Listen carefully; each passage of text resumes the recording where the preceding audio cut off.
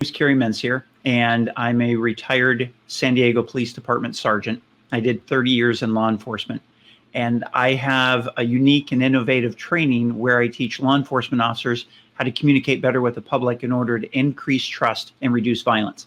I wrap in neuroscience, personality science, core human needs, things that are not being taught anywhere in law enforcement training today.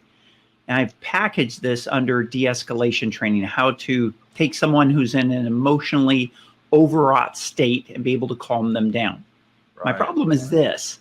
When I contact law enforcement agencies about this training, the typical response is, oh, we've already had de-escalation training, or we developed our own in-house training, or we had this amazing program where we brought in a trainer from the outside last year.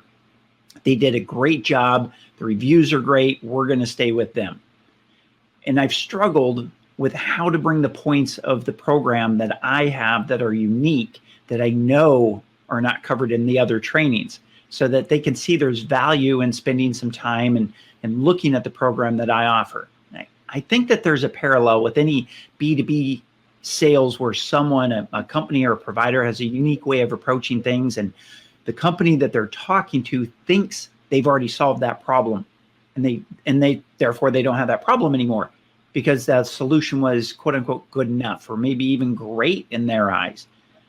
They've checked the box for that solution, not knowing that there's a far better solution out there. So thanks for your help and advice. It's always a pleasure hearing your point of view. Sure. Well, that's a very common objection, which is when someone says to you, we're using somebody else.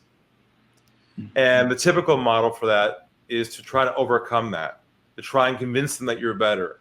But in our trust-based approach, when we get an objection coming our direction, that's pressure.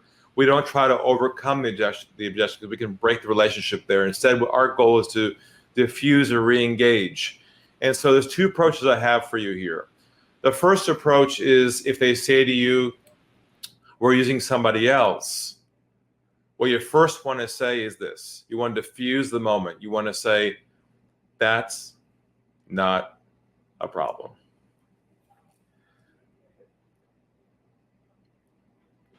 That makes perfect sense. It just creates that space to diffuse the moment, because if that's not a problem is designed to diffuse and open up the dialogue again. If you don't have that phrase, and what happens is you feel compelled to defend yourself.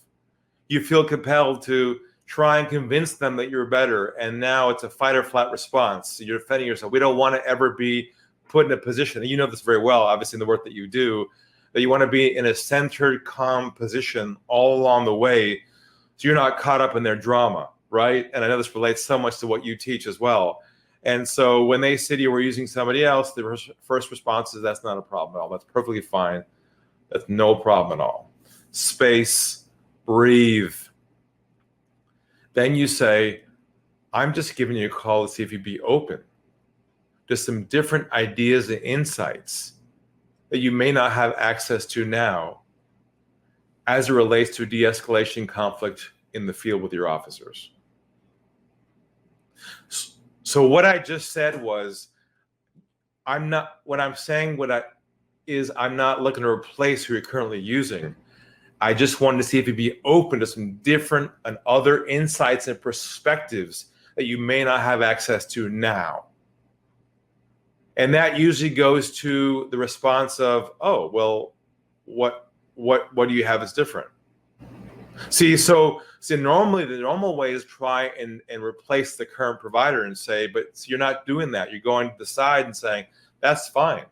I just want to see if you'd be open to different ideas you may not have access to now. So that should get you a, what do you mean by that? That'll open the door there. The other approach for you is, when you're making that phone call, is not to start with the solution in mind. Like, do you have a program, or do you have training already?